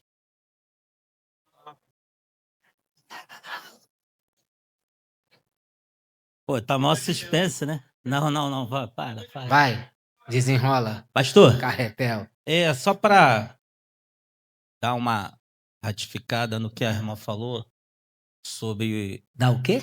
Dar uma ratificada tá. aí no que você falou, só preenchendo um pouquinho, que essa não é uma agenda da esquerda, a questão do estupro, né? Quando a mulher é estuprada e tanto mais. A verdade é o seguinte, já existe uma lei para isso, por isso que isso aí não se discute no Congresso, porque já existe leis para reger essa situação do estupro, como também da situação encefálica que tu falou aí. Enfim, só para dar essa... Isso Já não existe é uma uma lei. agenda da esquerda, eles nem tocam nesse assunto. A situação deles é outra. Realmente, se a pessoa não quiser ter o filho, ela tem essa prerrogativa de querer não ter o filho. Uhum. Encontrou o cara na balada, foi lá, pum, nada. Foi ele para um lado, foi ela para o outro, ela ficou grávida, vai lá e tira o filho. A situação dela. Agora, a pergunta que eu queria fazer ao senhor, eu vou dar um exemplo no caso de Constantino, eu ainda não fiz teologia, né? Faculdade de teologia, mas existe uma história paralela de que Constantino pegou a igreja para se beneficiar dessa situação de, não sei se era guerra na época, e ele teve que usar o povo cristão para ele não perder, né, o seu trono. Hoje nós vemos assim movimentos evangélicos que usam os próprios pastores mesmo, pessoas de autoridade, usando a igreja para tais fins, sendo que recebe a sua recompensa lateralmente. Sim, é o que o irmão falou ali. E o que o senhor nos instrui a fazer? Continua concordando com essas pessoas, com esses movimentos? Ou a gente se afasta, não dá a atenção devida que tem que dar, e ainda instrui a nossa igreja, por exemplo, o senhor como pastor, instruir a sua igreja a que não faça esses tipos de movimentos com esses tipos de pessoas, porque a gente depois vê os escândalos acontecendo. O que o senhor diria para a gente? Então, quando chega a época de eleição, as pessoas ficam assim: vai votar em quem, pastor? Quem tu fala? Tu mesmo foi um. Quem tu votar, eu voto também. A minha fala sempre é a mesma. Eu alinho o meu voto político com aquilo que eu creio. Se você não crê, tudo bem, eu alinho com o que eu creio. E eu exponho para a igreja, nas minhas redes particulares, eu exponho quem eu vou votar, porque muita gente pergunta, e a pessoa vota se ela quiser. Então, assim, eu exponho para vocês quem eu voto, por que eu voto. E aí vocês raciocinam. Combina com o meu? Tem a ver? Eu vou. Não tem? Não tem problema, entendeu? Vai, quem mais? Deixa o pau quebrar, Cris. Vai. Ih, rapaz, agora vai vir quente lá de trás, ó. Pai do Senhor, boa noite. Vai. Pastor, hoje vivemos num cenário onde que muitos líderes evangélicos, né, eles têm medo de se posicionar, né, em vários aspectos, com medo de perder a membresia, né, É. de perder Eu perdi o- muitos. os pessoais do ministério, os membros. E a pergunta é, até que ponto vale a pena o senhor se posicionar politicamente, né? O senhor se posiciona desde a época, eu acompanhei a época que o senhor se posicionou em relação ao Thiago Corte. Até que ponto vale a pena o senhor se posicionar e expor realmente o teu lado? E eu sei que tem gente que sai, que o pau quebra. E até que ponto vale a pena esse posicionamento do senhor perante a igreja, às vezes até em culto, você às vezes já parou o culto para orar pelo Tiago e tudo mais, até que ponto vale a pena? O ponto é a paz da minha consciência. Esse é o ponto. Eu tenho paz na minha consciência no que eu fiz com o Thiago. Eu disse pra ele várias vezes, eu sei que eu tô comprando uma briga porque eu nunca fiz o que eu tô fazendo aqui. Pergunta a ele. Eu nunca fiz o que eu tô fazendo aqui, botar você aqui em cima pra orar, mas eu tenho consciência que eu preciso de gente como você lá, pô. Eu vi de perto, então é a paz da minha consciência. Eu preciso estar em paz com a minha consciência. Entendeu? O pior tipo de escravidão que existe, isso aqui é uma filosofia estoica. É você ficar escravo do pensamento alheio. Tu não sabe quem você é? Tu não sabe o que você fez? Tu não sabe o porquê você tá fazendo? O que vão pensar não é problema seu, pô. Então pode sair. Eu só não quero que a igreja olhe pra mim e me veja frouxo. Mas tu é frouxo, não se posiciona. Posso ter vários defeitos, mas covardia, isso pode ter certeza que eu não sou. Então vou me posicionar, pau vai quebrar, olho no olho, falo o que eu acredito, o que eu creio. Não gostou, não tem problema. Se me tacar no chão, eu sei cair. Tá bom, pô. É isso, tem que ser assim. Tá certo? Prefiro 1000 vezes alguém verdadeiro do que tá, sabe? 1000 vezes. Vai, vem, deixa vir. Então, Pai do Senhor, Ó, pastor, aqui da frente, tá? Vai, paz. Vai, Alexandre.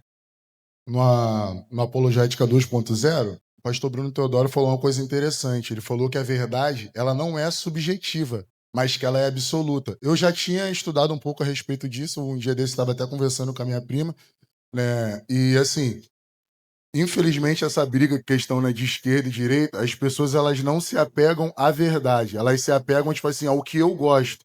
Só que isso é um eu de ignorância, porque assim, eu não posso pensar no meu bem pessoal, eu preciso pensar num bem coletivo, como o senhor falou, né? A Sim. política, ela influencia todos, ela não influencia só a minha casa, só a casa do senhor, né? Por exemplo, um dos ministros hoje da economia, o cara, ele não tem preparo intelectual para estar onde está, né? Qualquer um que analisar ele vai saber disso. E é com base nisso que a gente olha e vê o desgoverno.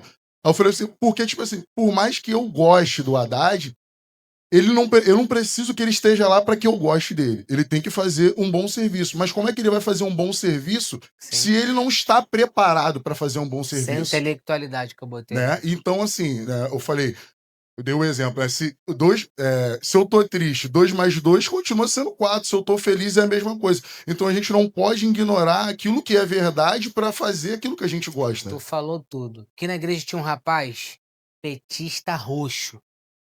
Presta atenção. Só que ele é um petista que teve um problema sério com o tráfico de drogas. Então ele era aquele cara, eu sou petista, mas eu sou contra drogas, não sei o quê. Aí eu conversando com ele informalmente, eu falei, tu viu o que o teu presidente falou? Que o traficante é vítima do usuário. Eu repeti a frase. Não, mas tu tem que ver, não, calma aí, cara. Aí já virou loucura isso. Você era contra. Agora você tá dizendo que ele não falou isso, se ele falou isso. Então o que você tá falando? Olha a verdade. A verdade é uma, tá ali. Tá certo? Ele falou e o cara tá dizendo que ele não falou. Então concordo com você. A gente tem que olhar a verdade, não quem a gente gosta. Vou dar aqui pro Natan, depois vocês continuem atrás aí. Ah, vai, filho. Ó, olha É, só. é. Uma das pautas que você colocou é que nenhuma das pautas que a agenda da esquerda, a gente concorda com uma das pautas da agenda da esquerda. Né? Não entendi. Então, preste atenção, é Vai. difícil de entender a pergunta. Gente, tô com muito medo de fazer uma pergunta Pode idiota. fazer, rapaz. Presta atenção, ó. Perde o medo, vai. Você falou que quando você colocou lá à esquerda, que nenhuma das pautas, Você não. quando o senhor colocou na esquerda, que nenhuma das pautas que ela defende se encaixa com os nossos princípios cristãos. E uma hora o senhor falou da soberania do Estado. Vamos supor, nós somos cristãos, falando sério agora, nós somos cristãos. Nós devemos fazer o bem para todo mundo, seja ela cristã ou não, como o exemplo que o senhor deu aqui na frente. Então vamos dizer que o Pedro abriu empresa, ele tem uma empresa de alguma coisa. Vamos dizer empresa de açaí, por exemplo.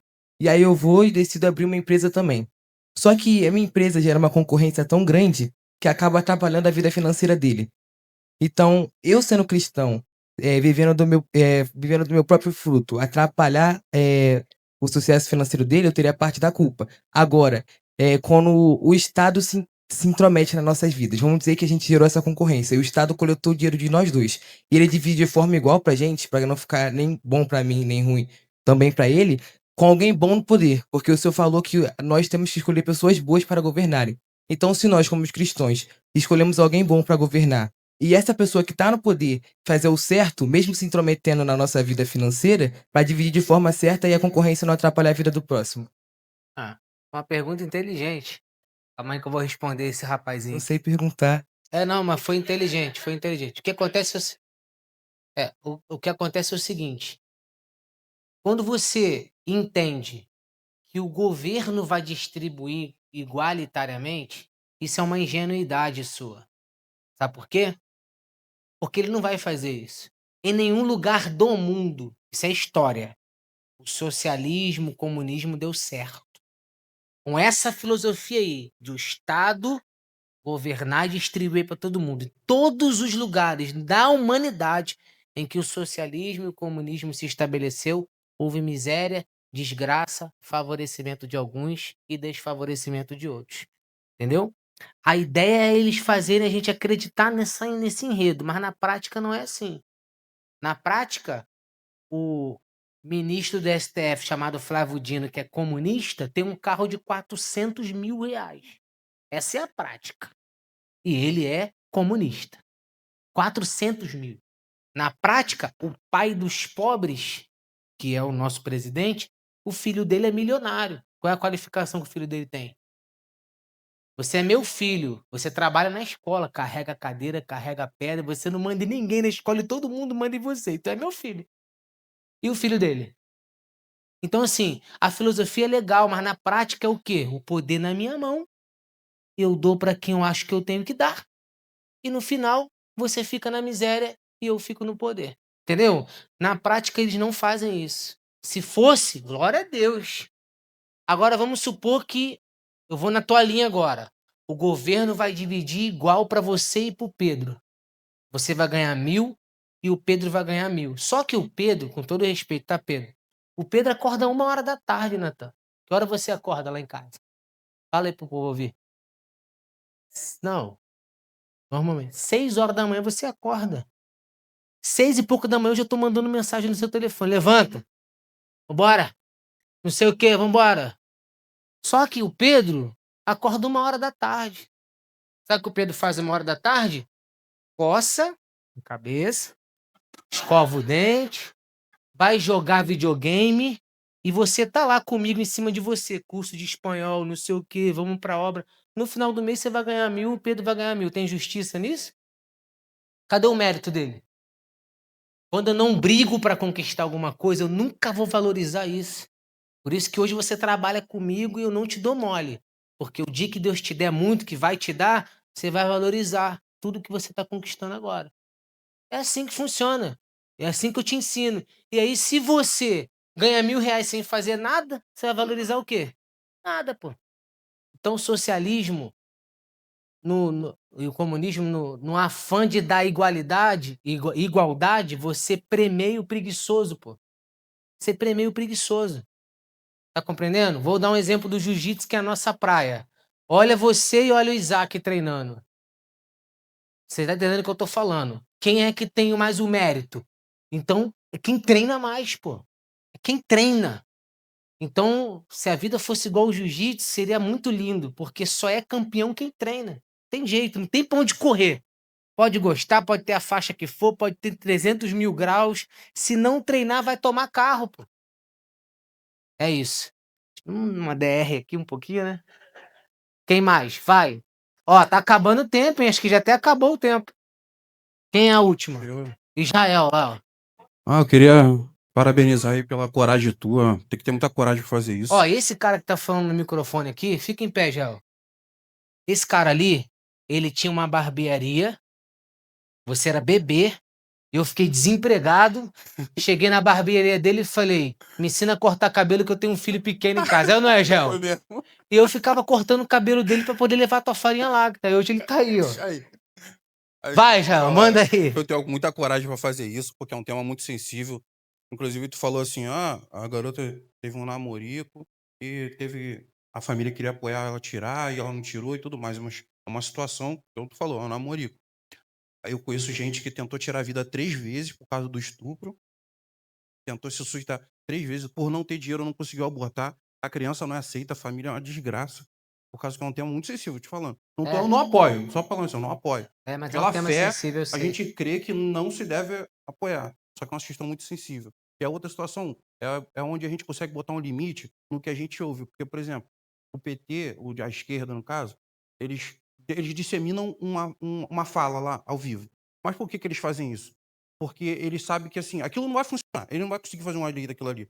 Mas eles sabem que o poder da fala deles faz ele ficar no hype, que é ficar lá em cima. É E o nome narrativo. dele é divulgado o tempo todo. Eles não vão ganhar nada, eles não vão mudar a lei, porque mesmo sentado na bancada deles, tem gente, ele tem princípios.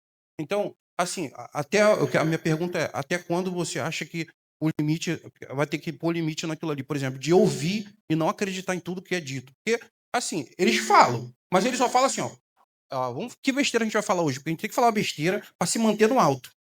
Ele sabe que o nome vai Eu vou ficar te girando. responder. Tem um vídeo que o Lula, numa reunião, ele disse assim: eu tava viajando pelo mundo, eu inventava número. Na França, né? Eu nem sabia, dizia, 30 milhões de crianças, sei o quê. E no vídeo ele fala, é o poder da narrativa. Ou você escuta o que eles falam, ou você vê o que está acontecendo. Tá aí? A última pergunta, gente, que a Isabelle já vai tacar o microfone ali. Não, tem a última ali. Noite para todos, a paz do Senhor. Pastor, eu quero louvar ao Senhor pela sua iniciativa. Amém. E desde o início o Senhor falou a respeito da libertação através do conhecimento. E eu agradeço a Deus por isso. E eu quero fazer uma pergunta a respeito do papel da igreja quando ela passa de apoiar e buscar as suas ideologias para idolatrar politicamente alguém. Isso implica na salvação do crente? Com certeza. Tem muito crente que idolatra o político A e o político B. Na nossa realidade, idolatra o Bolsonaro ou idolatra o Lula. Eu acho que a salvação vem de um trabalho, e não unicamente de uma pessoa. Claro que uma pessoa simboliza um movimento, mas a idolatria tira todo o princípio do cristianismo. Sim, a Bíblia diz que os idólatras não herdarão o reino do céu. Ó, vou fechar com a pastora Silvana ali. A última. Pastora, a última, tá? Gente, eu quero agradecer a todos vocês. É um tema sensível. É um tema sensível, o pau quebra, mas estamos dando a cara a tapa aí. Até que ponto a igreja pode interferir em manifestação ou participar de manifestações políticas? Desde que sejam pacíficas, causas justas, certo? E do bem comum. A gente pode participar. Agora, fazer uma manifestação egoísta, que a causa não é justa ou religiosa e atrapalhar a vida de todo mundo, eu sou contra. Eu sou contra toda e qualquer manifestação que tá aí para atrapalhar ou que não tem uma causa justa, entendeu? Agora, tendo causa justa, a manifestação é importante. Quero agradecer aqui a presença do vereador Thiago Curti, que é membro aqui da casa. Deus te abençoe, viu? E eu sei que isso aqui é um projeto a longo prazo. Quem sabe um dia isso aqui vai estar lotado e a gente discutir sobre política sem ninguém ficar desviado. Amém? Eu agradeço a minha oportunidade. Obrigado a vocês pela paciência. Dei o melhor que eu pude.